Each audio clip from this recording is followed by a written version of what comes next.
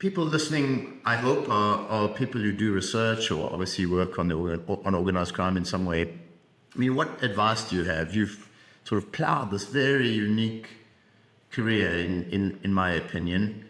You say, well, partly by accident. The editor said, get onto the Yakuza. But what advice do you have for young researchers looking at issue of organized crime in different societies around the world? I don't know if this is the most ethical advice, but I'll give it anyway.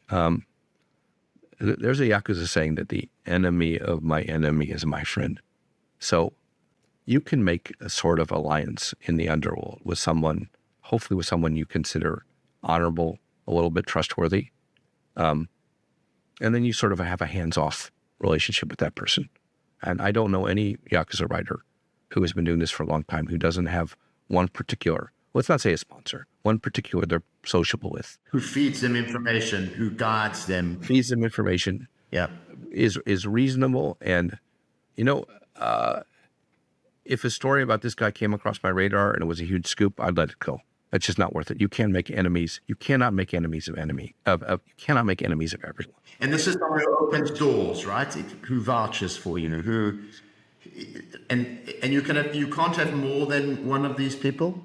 You can contact lots of people. You just have to be very careful. That it's a small world, and these people gossip, and your reputation precedes you very quickly. One thing that made for me that made writing about organized crime much easier was in the year 2011 when there was the great earthquake and nuclear disaster.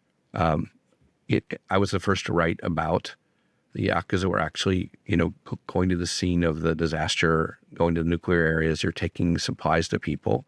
And even though I said, look, basically they're just returning a small portion of the money they've extorted from people all this time, during the bare minimum. It was a very cynical article, but it did, say, okay, they're doing this and some of them are doing it with good motives.